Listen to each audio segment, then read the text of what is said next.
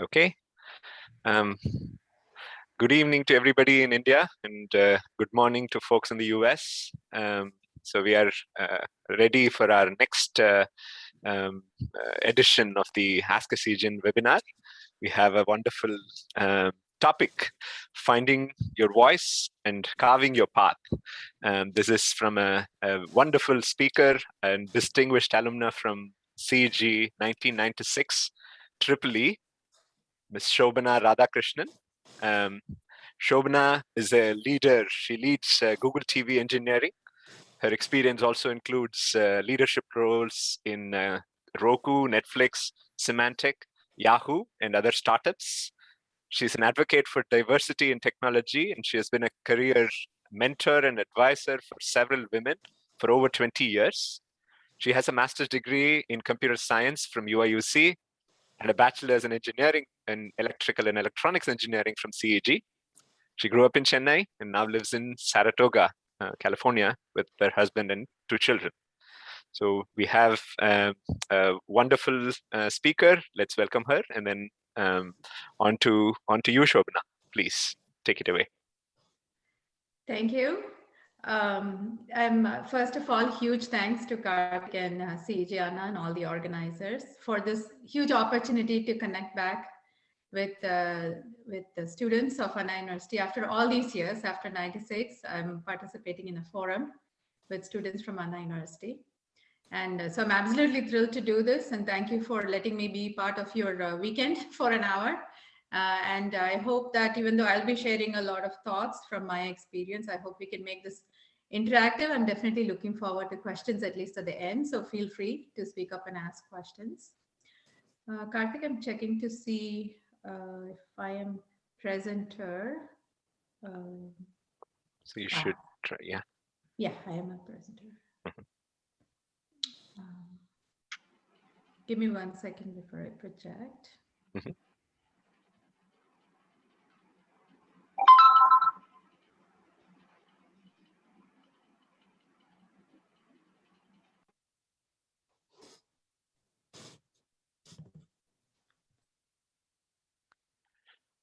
So in the few moments that Shobana is sharing, I have a couple of logistics for everybody.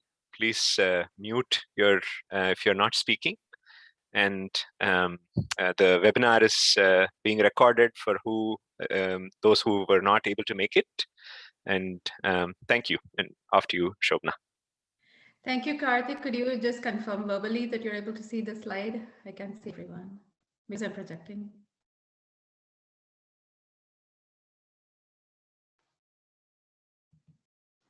Yes, we are able to see it. Sorry, I was muted.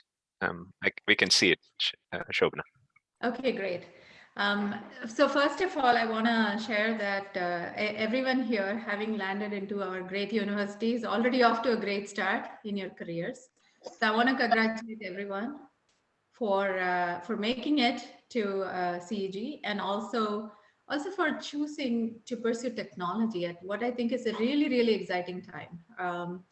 Because I think the level of explosion in technology, the level of impact technology can have, we could not have imagined when I graduated in 96. This was the day before social media, the day before global networks, global connectivity, and global audience. And think of, this was before the days of Facebook, Twitter, and all of these things. The level of impact you all can have by developing technology is truly global. You can impact billions of people by just pursuing engineering and tech. And it's an amazing time to choose this field. So first of all, congratulations on choosing it and getting into CEG, and also pursuing technology at this really wonderful time. We also have so much going on around us, as we all know. I hope that you and your families are all safe and doing well at this really tough time, especially in India. And in many ways, I'm very impressed also to see how technology coming out of India, coming out of here, has actually helped address and bridge the gaps, whether it's in finding out information, whether it's in getting help. So these are examples actually of how technology can make true impact. So with that feeling of how amazing technology is, I'd like to get started. And what I want to do today is really share a little bit about my story, so you're aware of my background a little bit, and share some twists and turns that I have seen along the way. And I think they will come in everybody's life, everybody's career, and decisions made, and definitely mistakes among the decisions, and outcomes. Whether the decisions were good or bad, the outcomes have always made it richer. So I'll share a few nuggets from my experience, and maybe some thoughts that I have learned over time on how to think about one's career. How do you find your voice and carve your path towards all the amazing things you want to achieve? And by no means do I think of myself as I've been there, done it. I'm still very much in the journey of being a student, a lifelong student, and I expect to continue to be a lifelong student in this. But I hope that by sharing some nuggets, you find something interesting to take away. So a little bit about my story. As Karthik mentioned in his introduction, I grew up in Chennai, very much a Chennai girl. I grew up in Tirvanmur, studied in Adyar, and then moved to Mandavelli. Still, my family lives in Mandavelli. I visit every year, sometimes multiple times a year. And I grew up in a very conservative family. So the only traveling I've done was mostly Chennai and then my grandparents' homes in Tirunelveli, and very sheltered. So it's not, my parents were always supportive, sheltering me. In fact, my father used to drop me in college for most of the years that I went to Anna University. And then after that, I moved here to pursue computer science at Illinois, University of Illinois, Urbana-Champaign. And after graduation, I moved to the Bay Area, worked in Excite, which was a famous search engine before Yahoo. And then Yahoo was also a great search offering before Google came along and then became the strong search engine that it is today. I've also had roles in Symantec, building enterprise security, building device drivers, and really amazing technologies to detect security flaws very quickly.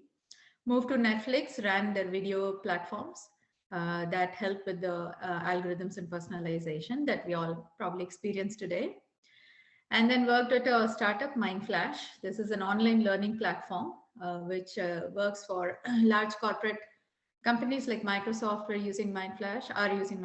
And so I was running engineering there, then moved to Roku, where I ran a few of the TV platforms, the behind the scenes. Had amazing few years there. And then that brought me to where I am today, Google, where I lead a few teams that build the search algorithms that you see for the experience on TV, the personalized experience, and the cloud and serving platforms that make a lot of intelligent decisions about what the users want to see, what the users enjoy. So absolutely thrilled about all the things I have learned at Google as well, and having had a chance to work with a lot of great people through the years. So as promised earlier, let me talk a little bit about twists and turns. As you all can realize, these happen in everybody's life, everybody's careers. And sometimes they are turns that you choose to take, and sometimes they are just twists or turns that get thrown at you. And the key thing is, how do you keep navigating? How do you keep moving towards where you want to go? Keeping the goal in mind and staying focused. And also recovering. You might get lost in a turn, but how do you recover and come back? So that's kind of how I reflect on the concept of twists and turns. So there are both positive turns and there are negative turns from which you need to recover. So I'll give some examples just from a life of both kinds, so you get a sense. And I'm sure if we dig into each of our careers and lives, we can all find examples like this. So the exciting ones, the ones that were positive and very encouraging to me. The first thing that I remember absolutely feeling very thrilled when I went to see the cutoff and saw my number in the list of admission to CAG. I think that was a very exciting day when I saw that. After I finished my graduation, I worked for a year at Infosys in Bangalore, and then I got an opportunity to pursue higher education in the US, which was again very, very thrilling when I received responses from the universities giving the admissions, scholarships. Absolutely thrilling to see that. Then in my first job, my manager, a huge mentor whom I'm actually still in touch with today, gave me an opportunity to present at a big partner summit. This is, remember that it's just a couple of years into my life in the US and just 6 months in the industry. So because I had been asked to design this API, and he said, why don't you talk about it for a few minutes? And I said, okay, I thought it's like a design presentation. Yes, I'll talk about it. And then as I'm entering the room, observing the audience, I was feeling actually intimidated because it was an audience of a couple of hundred people. And it was mostly like gray-haired people in their 50s and 60s, clearly had more experience, or maybe somewhat younger, but clearly had much more experience, several more decades in the career than I had. And here I was, this fresh grad with 6 months of experience, presenting a new API, like an interface to them, to persuade them to use it. And so I felt intimidated going on the stage after seeing this audience, but it went off okay, and it ended up leading to a lot of successful integrations in the following couple of years. After that, the first time I led a team in the same company a couple of years. Again, this is still me about 3 years after graduation from Masters. And some of my team members were more than 10 years older than me, had been with the company longer. But it was again very exciting because they were all really nice to work with, people I had known for some time, but was starting to manage for the first time. And then I had a chance to be part of very exciting launches at Netflix, Roku, coming to Mindflash, the startup, being part of the CEO's team, working with the board, persuading investments, very, very new experiences, but very, very exciting, a lot of good memories from all of these. And then at Google, we have been working closely with Google Search, multiple groups, and we were able to launch a really successful product last year, which has been getting rave reviews, which has been very satisfying to see after all the work that went into it from all the teams. And this is also the first time search algorithm has been integrated into personalization in TV, Google's search algorithm. So it was very exciting. So all these things, some of these you expect, some of these I did not expect, but very, very happy to have had these opportunities.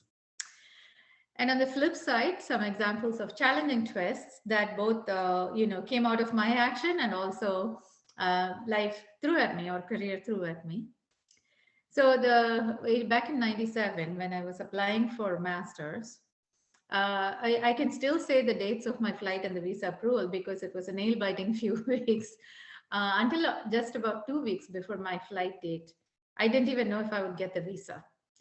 So because a lot of paperwork I had to go into it, I had some national scholarships. I was still waiting for the paperwork to arrive to show all the financial balance that is needed to get the visa approval. I think now visa is mostly driven by appointments, but some of us can remember the days when there used to be long lines outside the USIS and people kind of coming there and even sleeping from the previous night to get a slot at the right time. And some have to go back home because they didn't get one. So this was those days. So that adds even more to the anxiety. And finally, when I got the approval, it was good, but it was a very stressful few weeks leading to it. And after coming to the US, again, especially because I think very sheltered and conservative upbringing, it was a big culture shift. Everything was different, how universities work, how the sign-up works for courses, how you interact with the professors or students.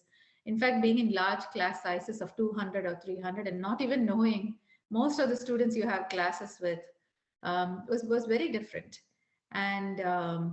And so it took quite some adjustment, and for the first time being responsible for everything was a big adjustment, but I had good friends and professors who were supportive that helped during that time. Then the first company I worked for, this was the dot-com burst, for those of you who know it. They filed for bankruptcy, the very first employer, when I was still on H1. And so there were a few weeks where I was interviewing. I was on an interviewing frenzy just to be able to stay in the US. I had no idea whether I would be able to stay or I'd have to go back. But that's when I landed in Yahoo, which ended up being a good outcome. A few years later, there was personal tragedy. I lost my father, very close friend, throughout my life. And at the same time, I also had my daughter and I got a promotion at work. So I think resilience is how I would describe that year. So it took a lot of strength and support around me, as well as just multitasking and balancing to get through that year. A few years later at Yahoo, a few groups and their work got moved to other regions for cost reasons, and also just building different sites. And my entire team got laid off. So I got laid off as part of that as well. Was again completely unexpected, still had young kids. And at that time was when I moved to Symantec, which again ended up being a very good experience, very good learning experience when I reflect back. But at the time, it was pretty tough to handle that impact.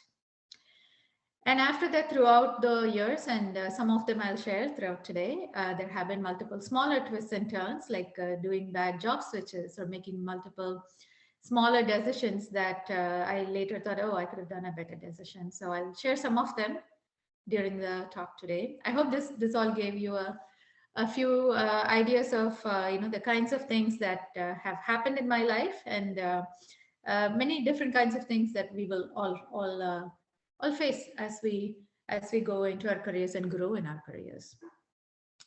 So thinking about career, I was trying to have a mental model of how to visualize it. So I almost feel like thinking about it again, a career is something that it's not a sprint, it's like a marathon. So it's a several decades kind of view. When you really think about it, it's analogous to riding a wave in many ways. And the way I think about the similarities, if you see this person is surfing on the waves, and part of this is about just being in an exciting thing, choosing something exciting to do and getting into doing it, which not everyone will choose to do. And this could be surfing, this could be anything else. And then you see that this person is looking at the waves. So there can be different waves that come at you. There can be small, there can be big, there can be heavy, there can be somewhat scary waves that come at you. At the same time, he is using the waves and riding on them as best as he can, taking every wave on. And there's also immense balancing going on here. So I wanted to call those out as a way to think about career similarly as a mental model. And beyond all of this, the reason he is there and he continues to keep going and doing it is because he enjoys it. He's enjoying the ride of being in it. And that's also equally critical to have a satisfying and successful career. So let's keep this mental model in mind, and we can keep talking more. So when I reflect on a few things to think about to pave a successful career path, finding a voice and carving it out. So maybe we can summarize it in the first 5 letters of the alphabet. So what does A stand for? It starts with aptitude. I think that is the core.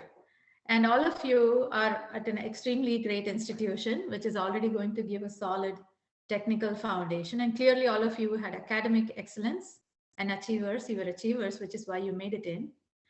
And so you already have a solid footing here. Aptitude is also something about knowing yourself, like really understanding where is your core strength and calling. This is not just about the technical things you learn in college, or even the projects you take, or the programming languages you learn, or technologies you learn, but what makes you tick. Because I think it's when you know what you generally gravitate towards, that's the core thing that will keep you going and scaling heights. What kinds of problems do you like taking on and solving? And in fact, even in your childhood, middle school, high school, you would have been gravitating towards things that gave you that. For example, if you enjoy leading, you would have seen yourself going into leadership roles, like heading clubs, or heading organizing events, or heading other sports teams in your school or college. So what makes you tick? What truly makes you feel excited about taking something on? So knowing yourself and your natural aptitude and how you're wired goes a long way, and it keeps staying with you. So it's really good for us to reflect what that is. And developing a vision. What do you want to become? What do you want to change in the world? This looks on the surface like it's something very lofty. This is simply about being in touch with you. For example, do you see, maybe you can dream of becoming the CEO of Google one day or the CEO of Flipkart one day, and it's okay. It's not that exactly that's what you will do, but what can you visualize yourself as gives you a framework, gives you a thought of what you would love doing, and gives you a framework.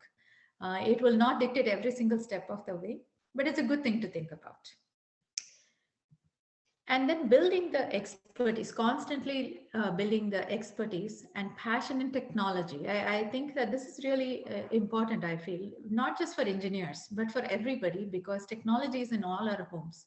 Technology is going to take the world forward, has always taken the world forward, right from the 1600s, from the Industrial Revolution to when we first had cars, to the flights, to everything. You see, the technology always created change across society and behavior. So the passion in technology, always loving to learn, always staying curious, always keep learning something new. And it can also be leadership. How do you learn to be a great leader? How can you learn to be a great speaker? How can you learn to work with people? So always building expertise in some way or the other.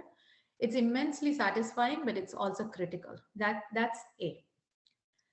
So so we talked about A. Now B, I call it bravery. Bravery is simply about just having the confidence, the guts to take risks, to try something new, to raise your hand, to make a difference. So that's I feel very important. And I don't know how many of you can guess who said this. If you're not failing, you're not innovating enough. This was said by Elon Musk, who, as we all know, is one of the greatest innovators that the world has seen. And one thing you can see is that if you look at his history, he keeps trying new ventures, and not all of them succeed. But that ability, the passion, the calling to keep trying something way out there, something very new, has kept him going. And you see that there is immense success at the end. But if he had had fear of failure, probably he would not have tried most or all of these things. So always not hesitating to try something new, and not even being afraid to fail or to be wrong, is something to really get comfortable. It's very hard to get comfortable in, because throughout our education and our life, and even in college, we're always trying to get every question right, never making a mistake. So our brain gets used to always trying to be right, because that's how you get ace, that's how you get the best grades. But when you get into the industry, when you think about your career, learning the ability to truly being comfortable being wrong, being failing, is very important, and really makes you very comfortable with taking a lot of great things on. And also the other side of bravery, I think, is I'm going to lean on the great Mahatma Gandhi's words: be the change you want to see. And he started with it by living that humble, modest life, by in practicing ahimsa, but also he was able to channel the entire country's energy by being the change that he wanted to see. And while I don't know how many of us are going to create a revolution of the scale that he did, but we can all do our part. So if you are trying to help something through technology, or even spread education, you can start small. You can influence just around you, and you can influence change wherever you choose to work. If something is not working, don't be afraid to speak up, and be the person who initiates change around you, and practice it. Whatever you want to see change, you can be that change. And that takes bravery, to speak up, to influence change, to think differently, and influence. So with that, some more things we'll go closer into, in terms of, so you want to influence change. How do you find your voice? How do you amplify it and carve it out? Carve your path, by carving also the environment around you.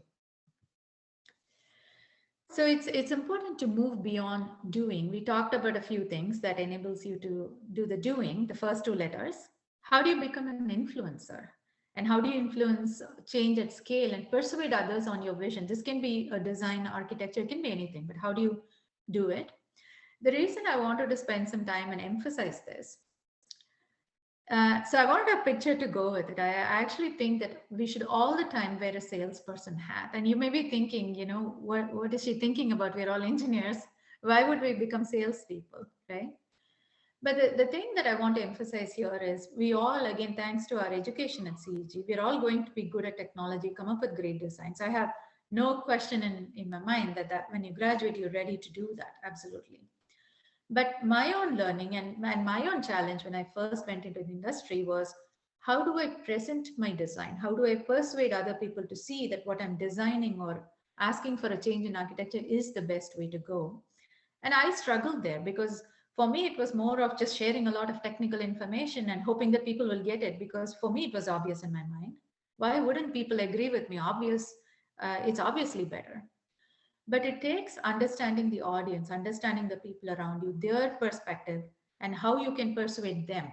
It's about how to become articulate about sharing technical things to sometimes non-technical audience. And that's an area where I know I struggle with.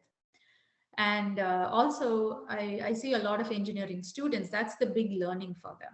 We have all this technical expertise. That's why I wanted to spend some time and emphasize that. Definitely try to either take classes or participate by presenting papers, presenting ideas, speaking, teaching, whatever opportunities you get to get used to that habit of sharing technical ideas or the changes you want to influence with an audience that's not you or similar to you. That's a very critical skill, I feel. So now for the C, though I would say C is chance, with the meaning of opportunity, but there's also an element of chance in the opportunities that you can see.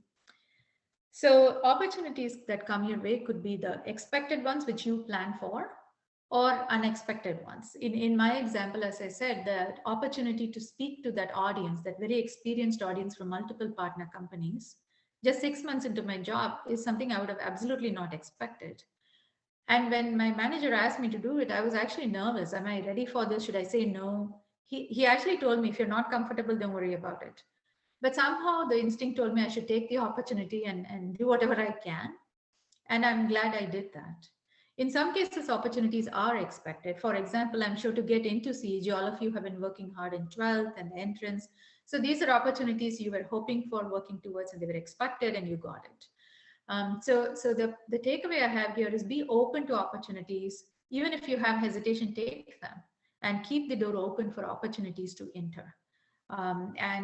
You'll always be happy you did. And with opportunities also, it's about how do you make the best of the opportunities you get. And sometimes, you need to be at the right place at the right time. That's why there's an element of chance in terms of opportunities. But recognizing them, taking the opportunity and being the best at whatever you do goes a long way. And that brings us to the next alphabet, D, dedication. So this is all about choosing something that's very exciting, that you will enjoy doing, and then immersing yourself, giving it your absolute best. Again, we all know courses which we absolutely loved, and somehow scoring just comes naturally to you. All of us can relate to that. There are subjects we love, there are subjects we don't love as much, but we still work hard and study, right? So if you remember the subjects you absolutely love, whether it was high school or college, it almost feels easy to score well in those. And it's the same thing with work. When you're excited about what you do, even the hours will just go by. You will not feel burnt out. You'll feel energized when you work on it. That's why I feel it's very important, because that's when it brings out the best in you. And bring that passion and dedication in whatever you do. And that's when you can also influence others around you to do their best. When you're not bringing your best, there's also the rest of the people around you who may not be bringing their best. So it's a very contagious thing. When there is passion, energy, it's contagious. And the other thing I would like to say also about the passion part and commitment is, it's not just about, again, the projects or the technology. A lot of us think about it that I really love working in Java or C++ or certain kinds of architectures, and similarly in other engineering fields, certain types of systems. But what brings passion is not just that. It's also what you're doing it for, and what you are building it for, what you're solving with it. For example, the reason I feel very excited about what I do currently at Google is because everyone can relate to it. When I talk to my mother about what I do, it's very easy to explain. So for me, the fact that I can reach so many consumers, tens of millions of consumers, and I can speak easily about what I do is very satisfying for me, irrespective of the technology. So, and that's something that is very unique. Each person is different. And so just understanding that inner passion and choosing the opportunities that make you feel really good about the outcome, not just the technology again, or not just the engineering part of it, but the outcome itself. So our final alphabet E is environment. By environment, I am not talking about the geographical environment, which is of course on everybody's minds to do our part to help with climate change and all of the positive impact we can have, which is important. But this one is about the work environment, the environment around you, and also the personal or home environment, which I think are equally important actually to achieve success in careers. One thing that I remember in this picture, as many of you may know, is of Indra Nooyi, who I consider a big role model. She's also a Chennai person. She got her degree from Madras Christian College MCC, and then she studied in IIM and then Yale, and then she worked at PepsiCo, where she eventually rose through the ranks to become the CEO. I watched a lot of her interviews and talks where she talks about this how immense satisfaction for every employee in a company, not just the CEO, not just the board or C level, when there is an energizing purpose that they can connect their day to day work to. So when she pivoted, for example, Pepsi to become more socially aware, more nutritional offering, she also felt that employees could connect with it because everybody cares about fitness, everybody cares about wellness, everybody cares about even weight management, and they could all relate to why that's a good thing to do. And that's important.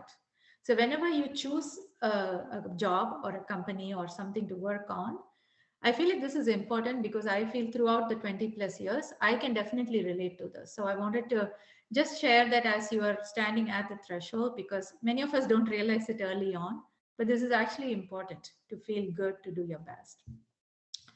And as part of that is your environment around you. So when you think about who you're working with, it can be your manager, your colleagues, people who work on your project. Try to surround yourself with allies, helpers, and sponsors. Sponsors are people who are looking to actively uplift you. So they are typically people who help you, uplift you when you think you've had a fall. In fact, especially when you have had a fall, some project went bad, some meeting was bad, or some presentation didn't do well. Who are the people who uplift you and help you recover? Surround yourself with people like that, and find that they're almost all around you if you can look for them. Can be your family, friend circle, or work environment. And it doesn't just have to be an individual, it can be your whole team. So when you choose your career paths, always finding teams or companies that create that environment where you feel uplifted, where you feel you can do your best. It doesn't always happen, by the way. I wanted to share an example of a job switch that I later regretted. So I made the switch because I was having a commute of 1.5 hours one way. So 3 hours a day I'm spending in just commuting through train and then bus and then walk. This is not in India. I'm talking about the US that I was commuting. And I absolutely loved that place and the technology and the people, but the commute was bad. So I made a job switch. One of my friends reached out to me and said, "Hey, in this company, there's an opening in my company. Do you want to talk?" And this commute would be 20 minutes for me, which is much easier, right? So first of all, that created this positive thing that I should consider switching. And then I went for the interviews. The technology again that I was going to help build was great. The team members, the engineers were on my team. 8:30. Hi, sorry, somebody said something. If you're not speaking, please mute. Thank you. Thank you. So in the story, what happens is, because of the commute, and I also enjoyed the engineers I was speaking with at the interviews. But then, I had this little feeling that the manager I was going to work with may have some micromanaging tendencies, just based on the first interview conversation. I thought a bit about it, and all these practical factors, commute and everything else, overrode the instinct I was feeling inside. So I did the switch. And pretty much just weeks into the role, I regretted the switch. Even though my commute was better, I was having much more relaxing time, more time at home with my family. But the day-to-day micromanagement just started sucking that energy out from me. So I was spending 8 waking hours or more at work. And all of those hours, I felt that my energy was just on the lower side. And I continued to work there for over a year and a half. And then I eventually switched to a different place because I just did not feel my best or do my best. And what's more, it also brought down the energy at home, which I had more hours, less commute. So I should feel more energy. But then I saw my energy dip at both work and home.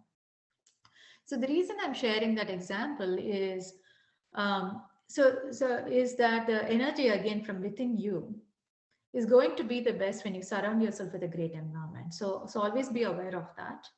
And similarly at home, to do the best to carve out a home environment that makes you feel supported and encouraged. Maybe you have cousins or siblings who also love technology, and you both talk about it, and it just breathes more and more of that energy, whatever it may be. It's very individual for each of us. So this is very, very important. So I wanted to share that. So since we talked about all these aspects, just back to the alphabet as a way of summarizing some of these thoughts. The key things, again, the A, B, C, D, and E. Aptitude, knowing yourself, staying curious, building strong expertise. Bravery, to take risks, be truly comfortable with failures. Reaching out, influencing change, not being afraid to push for change where you see that's the right thing to do. Chance, being open, taking opportunities and using them well, giving it your best. Dedication, finding something you truly enjoy, giving it your absolute best, bringing great passion, and creating that contagious cycle of positive passion around you. And E, the environment. That is, of course, most of the waking hours will be at work, but the home environment is equally critical. And surrounding yourself with positive energy, with allies, with mentors, with people who bring out the best in you. With all of this, I think also a last couple of thoughts I want to leave you with, back to the initial picture, that mental model we had. All of the things we talked about, the 5 angles, are going to help you, whether it's a surf ride that you want to go or your career ride. But I think to get through all of these twists and turns, these different decisions that come your way, these different opportunities which you may feel intimidated, nervous, satisfied, or you may regret sometimes, you need to truly enjoy the ride. Be there for the long term. Truly feel like you're having a good time overall, irrespective of the little ups and downs that come your way. That's really important to keep going, which is why I wanted to also finish with the same analogy, mental analogy, that I hope you all can visualize and take on as you graduate from here and go on to great, amazing careers. And the other thing, almost as a request from me, is each of us, I think, should come to uplifting talent around you. So as a college students, it may simply be helping your juniors, helping other people in high school if you see them. But once you go into the industry, I know many of you, all of you are going to have extremely successful careers graduating from CEG. And many of you will take on leadership roles and run big organizations and eventually become CEOs. So how do you uplift talent around you is something I want everyone to take to heart and think about, because it is immensely satisfying personally to help others. But also, I think you can influence industry with your thought leadership by truly uplifting all the talent around you and making them successful as well. So with that, I hope that you found some of these stories interesting and some of these examples valuable that you can relate to. I think each of you will have new experiences that are refreshing, but I hope that some of these things help you as you study at CEG, graduate, and are ready to absolutely take the world on at this wonderful time for technology.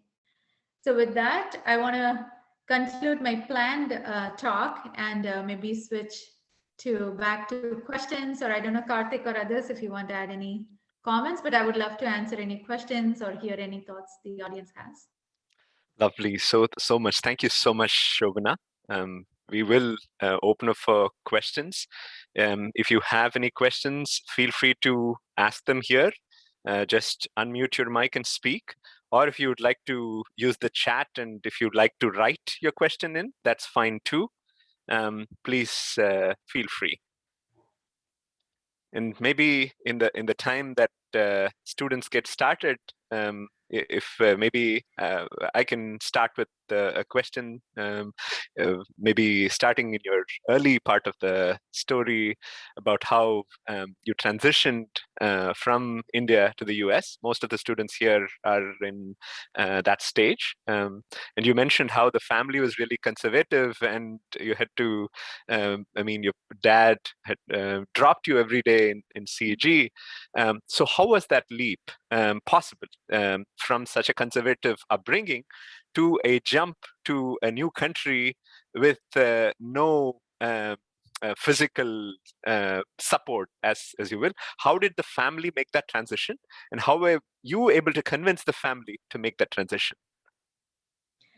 That's a great question, and this part of the experience was, I think, intense enough that it's still fresh in memory, like it happened last week for me. I think it took, as you rightly alluded to, it took adjustment from me and my family, my parents, who were also again very close to me. My mother was like a friend who I would go shopping with practically every other week to Ranganathan Street and buy things. And so she almost felt like she lost a friend. I heard later from some of my relatives, my aunt, who's her sister, that she actually used to feel very sad missing me for the first few weeks. So it was that mix of pride that the daughter has gone to pursue higher education at UIUC, but also the physical missing. And for me, so let me answer the first part of for me. When I got on the flight, right? Like until then, as I said, it's all about will I get the visa? How do I convey the notice to Infosys, to the workplace? It was all about logistics. So your mind is not actively processing what a big decision you've made. And believe it or not, it's after all the, I also had this heavy baggage with all the pressure cooker and everything that I was carrying, right? So how do you even get through the security line? Literally, until I got onto the flight, it was all just logistics, right? And I said bye to my parents, my brother, and then I'm sitting on this flight, and now you have all the time in your hands to think about it, right? So it's a few hours into the flight, into the very long flight. I took Malaysian Airlines. I remember going to LA and then switching a few flights, right, before I got finally to my destination. That's when it sunk in, believe it or not. What like, it's almost like I have actually made a decision from which I'm most likely not going to reverse. And some of it, I will confess, brought tears to my eyes. For the first time, I realized I will not be seeing my parents for 6 months or a year at best. If I could save all my RA money, I can buy the ticket. I can go in about a year, year and a half to India. But then, I was also still, I was able to chat with the passengers around me who, some of them are also making this trip. So that eased that heaviness that you feel temporarily, saying, oh, I'm going to miss them. I'm not going to see them in a while. And that helped me. And when I landed, my roommates, whom I was meeting for the first time, I just coordinated over email. They were very nice. They picked me up from the airport.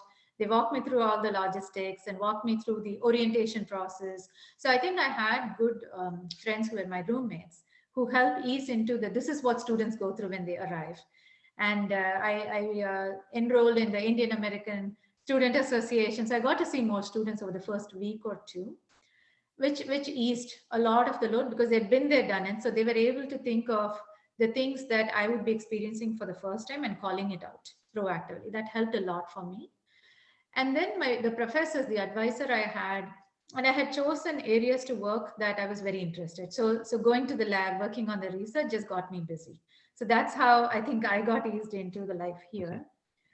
And for my parents, I actually kept a routine of calling them frequently, keeping them posted, and talking for a long time with them on the phone. So I think that helped them ease a little bit.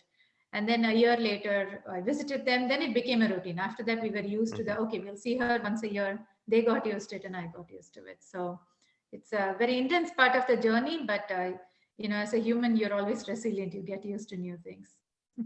Absolutely. Thank you so much, Shobana. I think we have some questions rolling in.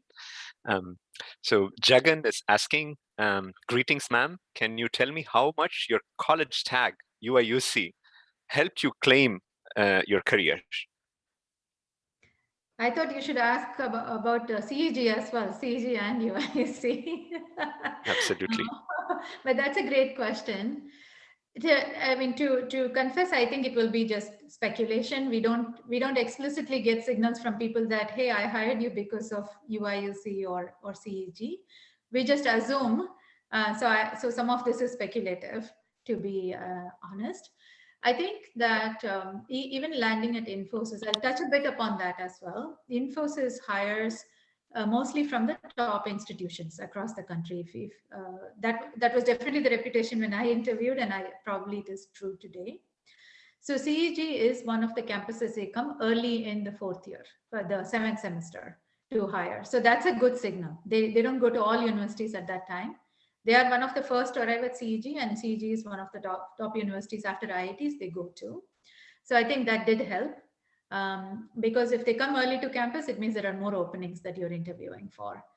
And at UIUC also, I did see that a lot of the top companies would come on campus, and UIUC had very explicit and elaborate setup. There was a building where multiple floors had just interview rooms, so that companies can come and just interview students under their own turf, essentially. And I think that is something that UIUC, as one of the top institutions for CS, does provide, is that swath of top companies from all over the country who will come to UIUC and actively recruit a huge number of students. So from CS, for example, the average number of offers each of us graduated with was 4 or 5. At a minimum 3. I have not seen anyone with lower than 3 offers when they graduated. And this is, master's is 4 semesters. This was by the time you were in the 3rd semester. So there may have been an element of the reputation of the university that definitely plays into how many options you have, right? But at the same time, whether you make it in is up to you. Not everybody in the same institutions gets the same opportunity. So that's how I would answer that. But again, this is my speculation. I never got explicit signals that it's because of the university, but its facilities and reputation do matter. Thank you. And next question is from Alifia. So hello, ma'am. Thank you so much for your wonderful session. What are the skills you developed during your time at CEG that particularly helped you in your career? That is such an excellent question, and I'm glad you asked. I think at CEG, the kinds of things I learned is working with people from different backgrounds, and also I think stepping up your game, because in your high school, and the third one I will add is also presentation and organizing skills. I had an opportunity to be part of the IEEE committee, which organizes the technical conferences in Guinea, and also meets with professors. So we used to be part of a committee that met with our key professors once a month to just plan out, discuss curriculum, discuss students' concerns, discuss technological engagements, conferences. So I had the opportunity to be part of that and interact with some of the most senior professors at Guinea. So I think that's a skill I was able to learn, how to work in that, how to organize events, and also presenting papers. I had opportunities to do that, which I had never done before that. Speaking in front of such a big audience. Mm-hmm. So I think those were some of the skills I would say, the outside of the technical and in the curriculum related skills that you develop. And I also think the other part is just getting to know people with very diverse backgrounds. As I said, I grew up completely in Chennai. So all my friends were from Chennai. My cousins are all mostly in Chennai still. It's a very uniform group. And then when you get into Guinea, you see a lot more kids from around the state, right, around Tamil Nadu, and the culture is different. Chennai versus Tirunelveli versus Salem versus everything, and you really, it's very refreshing. Even the language, Tamil dialect is different, the values are different, and so it's a much more mix. So how do you really form close friendships with people who are very different from you? In fact, some of my best friends were actually from Malaysia, foreign exchange students from Malaysia. There were students from around the country, as you all know. And so for me, one of the important non-technical skills was how to move out of the bubble, familiar bubble, mix with people who are very different, and learn from them and make true friendships. true relationships with people who are different, because in the industry, believe it or not, that's the only option you have. It will not be similar. So I think those are the skills I feel that I learned at CG. Thank you. Hello, ma'am. Hello, sir. Can I just ask a question directly? Please go ahead. Yeah. So, hi, ma'am. I'm Hariharan. Thanks for the great effort. It's a great presentation. So, I'm actually I'm working for a job. I'm working for a job, and it's a great company, and I have a good manager. That I agree. But the thing is, I don't feel that I could, make a great contribution. At the stage itself, like I have a team, I can't complain about the team. I can't complain about my company as well. But I don't. I want to know how you could grow better from the after you join a company which has a good scope. But I'm not actually, I think I'm not making a great impact in my team. So how do you actually grow within a team? Yeah, that was my question. Thanks, Hariharan, for the question. And one thing I would say is that sometimes you may be making more impact than you realize. So that's possible too. But again, how do you grow within a company? You have a good team, you have a good manager, can't complain. But how do you also grow after that and influence and make an impact? I think it's a mix of a couple of things. And by the way, each company is different. So there may be company-wide efforts sometimes that you can participate in, which every employee probably is eligible. I don't know, again, your specific company. But for example, at Google and many of the companies I worked in, at Google, definitely there are a lot of opportunities where you can be a mentor to other people. You can even create new programs that can affect hundreds or thousands of Googlers anytime by working with your manager. And you don't need formal manager approval in many companies to initiate, to get a few good ideas going on something that can have a positive impact on multiple teams beyond your immediate role. I think I would say two things. One is there may be formal opportunities already that you can participate. I'll say an example at Netflix.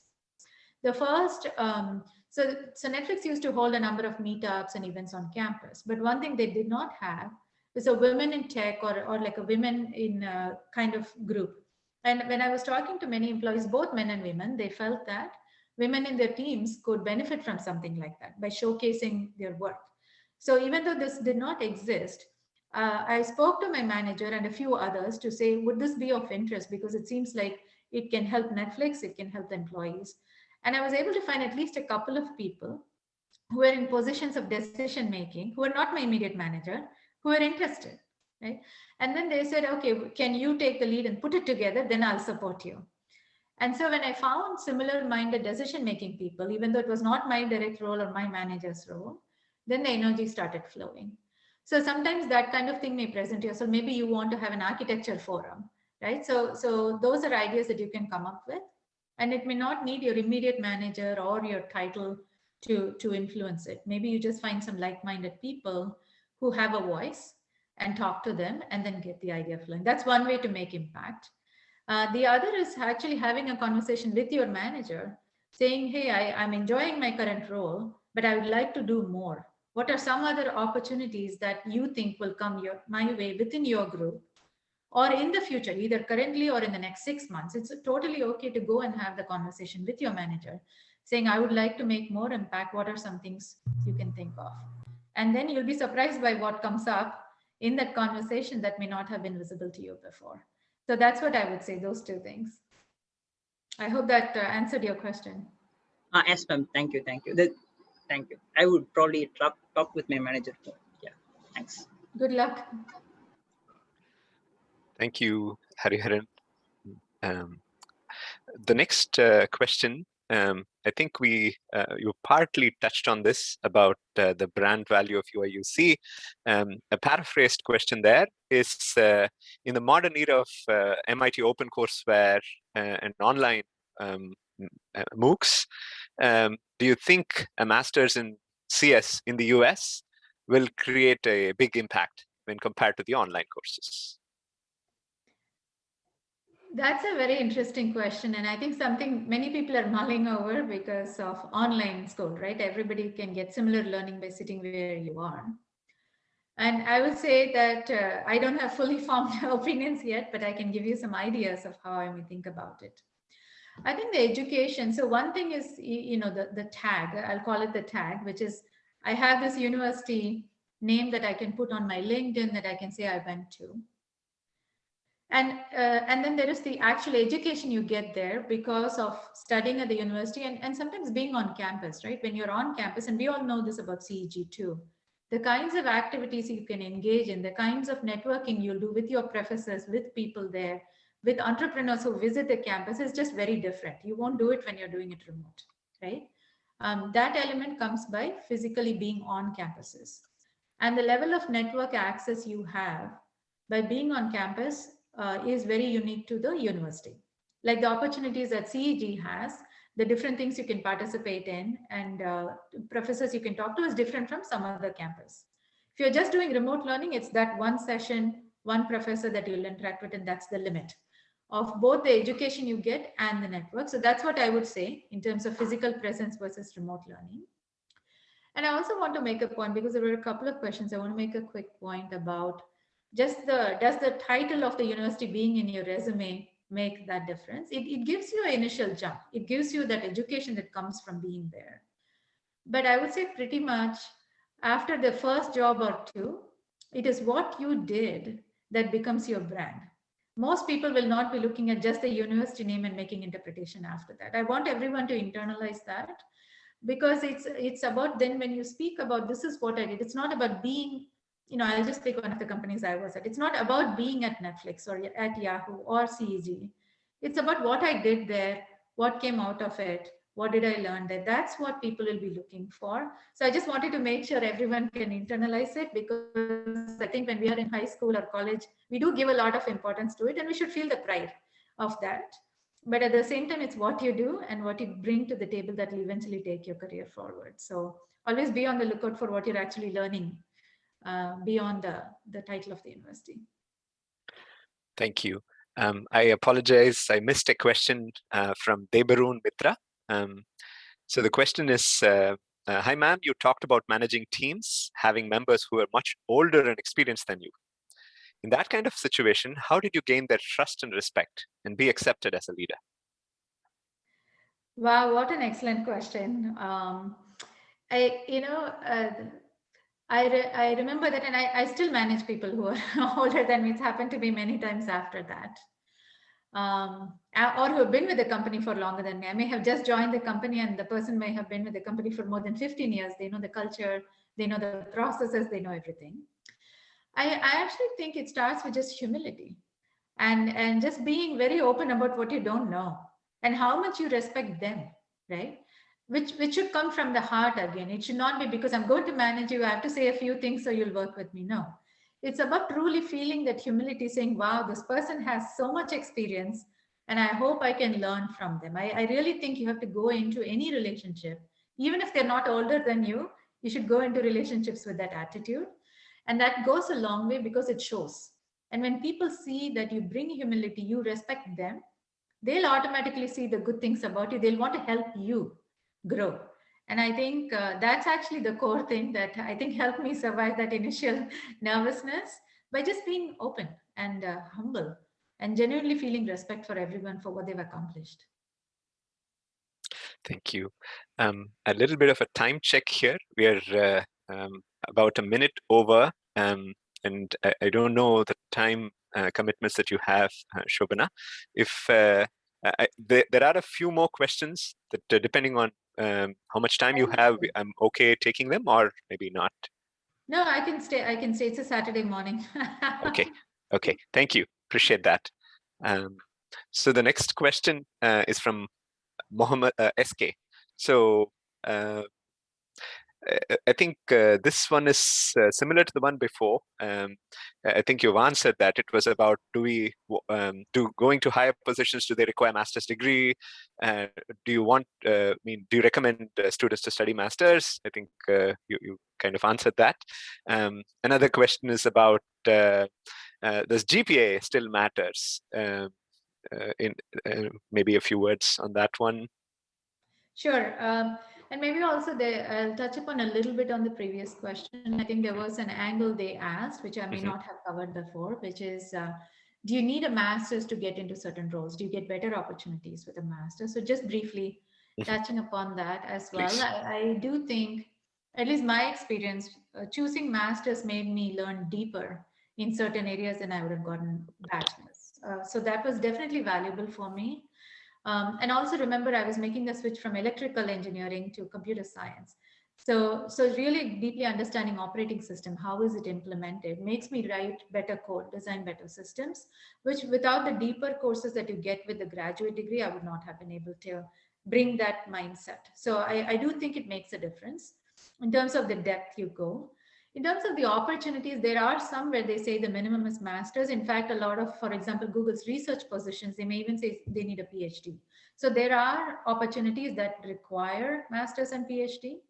But for the most part, let's say software industry or engineering, you can get most opportunities with a bachelor's degree. So I don't think it's a significant enough difference, although there is a good chunk that will need minimum graduate degree, but it does bring a deeper understanding, deeper foundation. So there is that value for sure. Now back to the GPA question. I think for fresh grads, I would say GPA does give a strong signal about their academic excellence and the dedication, right? The level of dedication they can give into something. GPA is a very valid and trusted signal. So it is important for fresh grad hiring for sure. And I don't think it's about ranking. For example, someone with 3.75 versus 3.8 or 3.9 versus 3.3. I don't think people rank literally for opportunities, but it's a range. A person with a great GPA definitely shows that academic excellence. So there is that value for sure, for fresh grads especially again. For master's admissions, definitely. But for industry, after your first job or so, I think the GPA that you got in college becomes less and less valuable over time. So it becomes, what does this person accomplish in the last job or last two jobs? So I would say after the first job or two, the GPA starts becoming less of a direct signal. But the other thing though is, one thing I personally do look for is, was this person always pushing for excellence from their roots? Because I try to understand how is this person's work ethic. So in that sense, if this person has done a lot of great work and their GPA was also great, it shows me that this person's work ethic has just always been a certain way. So I personally, when I hire, I do look for that pattern of how has this person worked in general. In that sense, your academic will become part of a pattern that a person can see. So I did want to share that angle as well. Thank you. And then I think one of the last few questions. So one question is from Mohammed. He says he wants to become or if one wants to become a C-suite executive, what is better, an MS degree or an MBA degree? So first of all, I'm also still striving to become a C-suite person, but I will visualize and I can share. I think, between MS and MBA, the way to think about the difference, if you're thinking about which one should I pursue, is eventual success depends on what you do with your degree. It is not exactly what degree you got. But do you visualize yourself becoming a general manager and a CEO and a business person? Or do you visualize yourself becoming a CTO or a COO who runs engineering organizations? And this is not something you'll know right away when you're graduating from CEG, but that's something to be in touch with. Like as you go into your career, which one gives you more satisfaction? And that's the track that will get influenced by MS or MBA. It's not whether you reach the C-level. That will not be affected by either one. It's what kind of C-level person you want to become. If you see yourself wanting to run a whole business, if that's what you can visualize, then an MBA is a better track to choose when you graduate. That's the way I would answer it. And by the way, you can become a C-level person without either degree by just being that great leader and pursuing and grabbing opportunities and making the best of them. So neither of these is a prerequisite to reach C-level. I want to say that also. In fact, I know C-level people who didn't even get undergraduate degrees. Thank you. Arun is asking, is it masters with work experience versus immediate masters? Do I pursue masters right after CEG or after work experience? What would you recommend? In my case, as you all know from my story, I worked for a year and then did my master's. I think it's actually a very personal choice. I don't think there is a career impact from either option. If you work for a year, a few years, pursue a master's versus right after graduation from CEG, I don't think your eventual career trajectory will get affected by either one. But for me, the reason it was better is I was able to get some experience of being independent. And this is retroactive. This was not what I planned. That was not the reason I worked for a year. But I think if I had just jumped on that flight and gone to the US after that sheltered CEG upbringing without a year of being independent living in Bangalore, it would have been much, much harder for me to adjust, much, much harder for me to get up to speed. So from a personal experience, that was good for me, right? And also because of the exposure to the industry through Infosys, my perspective on what I would pursue in my master's and what I would look to learn was shaped because I could see how the industry operated a little bit rather than pure academics. So that would be my experience, why I found the benefit. But I also know friends who went right after masters who have similar positions to me, who are in similar roles to me. So I don't think it works against you career-wise to choose either one. The other thing I'll throw in the mix is also, academics, masters or PhD is something you pursue when you have that energy to do it. Once you get into, you start working, you have a family, you have commitments, it becomes much more difficult trade-off to then go back and pursue academics full-time, because a lot of us may have homes, mortgages, fees to pay and things like that. So there is that practical consideration we may not realize when we are doing CEG bachelors. So the more gap you give, the more you may have personal responsibilities that prevent you from taking a break from bringing income home and pursuing full-time. So in that sense, you have to think about how many years of gap you want to give if you do give a gap. So there's a practical aspect as well there. Thank you. I think we've got to almost all the students' questions. If there is any more questions, anybody else? If not, if it's okay to ask maybe one or two questions from my side, Shobana? Okay. Sure. One is we have so many students who will soon be alumni. So this question is, so why do you want to give back to CEG? And hopefully this answer will inspire others to give back also. Why do you want to give back to CEG? And thank you, Karthik, for sharing the question. And I hope many of the students go into roles and give back to CEG as well over time. I think when I look back on CEG, by the way, I still go and visit the physical campus when I'm in India sometimes, because it just feels good emotionally to be there, to physically be roaming on the same campus, going near the canteen, near the hostel area that I went to. So it's a part of my formative memories, very cherishable memories. So I will say that beyond the practical consideration of, I've been a mentor throughout my career. I was a mentor even in college informally. And I truly enjoy when I'm able to help someone else who's in an earlier stage of career or education. I've enjoyed it since I was a child. And I find it immensely satisfying because I also know that I have stood on the shoulders of many other mentors. And Shanta, who's here today, I consider her in many ways a very encouraging mentor, even though there are several brief interactions I've had, but I find her very uplifting. And so I have stood on the shoulders of mentors and supporters. I still do. And I find it immensely satisfying to help someone else who's in an earlier stage of career. This is at a personal level, right? Not just practical reasons. And I feel an emotional attachment to Gindi because 4 of my formative years, very satisfying years, were spent there. And actually, that emotional attachment is what drives me, frankly, to give back. Thank you so much. And I want to take a moment to second what you said. It's absolute pleasure working with Shanta. Such an energy ball.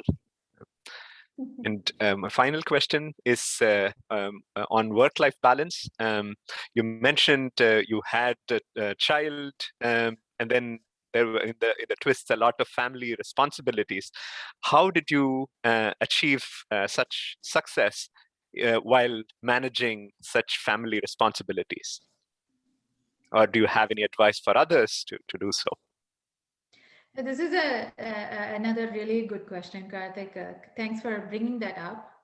One thing I want to actually say is a lot of times people may think that this balancing thing, work-life balance, most often called that, is more for women or more for certain segments of society. And it is true, but it is applicable to everybody. I think that's one thing that I always want everyone to understand, because everyone has a personal life. Everyone has things they want to do and everyone has a career. So this applies to everybody. This balancing is just what uniquely you're balancing, what uniquely you're Absolutely. balancing depends on society and whether you're woman, man, child, all of that. So, that was the toughest year, the one that you picked as an example for me in terms of just almost like surviving with resilience and balancing, right? I think what helped me is really a couple of things. One is I didn't want to drop the ball on any of them, right? I wanted to make sure that all of them came out really well. Like I did the best for my baby, who was a newborn. I did the best to support my mother, who was grieving. We were all grieving the loss of my father that year. And also the new promotion, which I got actually in the third trimester when I was pregnant with my daughter, is when I got promoted. First of all, even outside of these other things, that's tough, right? Like, how do you do that?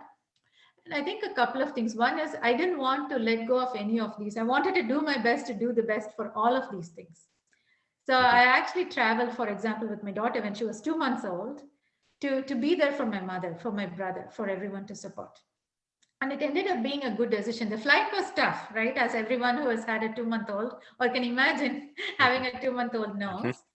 2-month-olds don't sleep for more than a few minutes at a time. And you can't sleep on the flight if you're the only one with a 2-month-old. And then there is this grief of, my father having passed away and all of that. But I absolutely do not regret doing that, because my daughter's presence actually helped my mother more than just my presence would have helped, right? And so that was just one example of tough balancing, which resulted in a good outcome. And my manager was extremely supportive. He knew everything that was going on, right? So I had to extend my maternity leave. I had just been promoted. And for 3 months after this new role, I'm not even going to show up in the office. So I extended it. But my manager said, and then I had to do this annual strategy presentation because I was in this management role. And that one is a corporate timing, right? For those of us who know, there's annual and quarterly planning.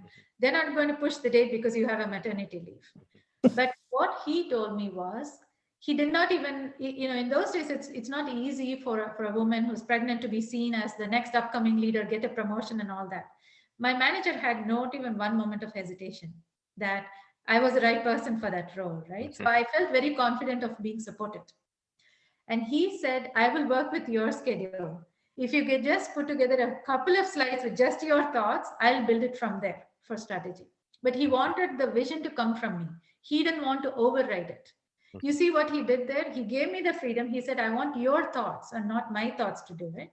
But if you give me some brief things, I will build up and support you, because I don't want you to spend hours during your maternity leave writing the strategy.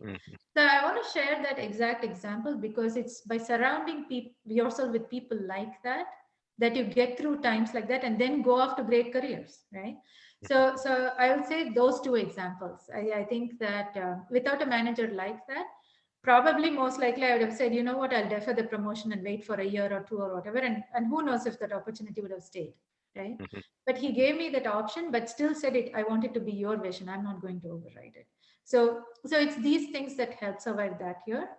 But again, through minor challenges, it's the same couple of things. It's the drive to want to do the best, not drop the ball, the resilience to stay, and surrounding people who will support you. It's those three things, I think, at any time.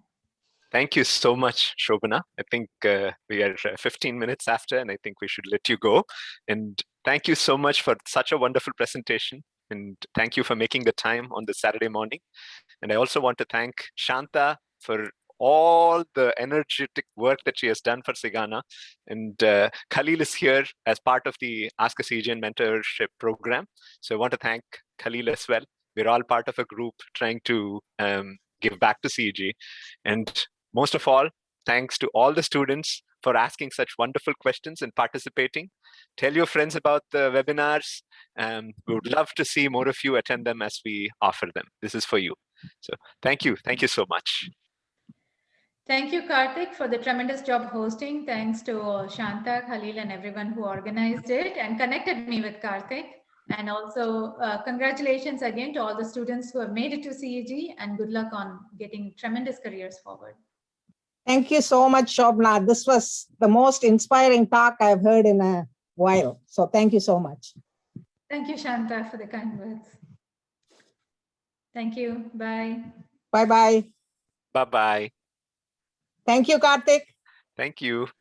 Bye-bye.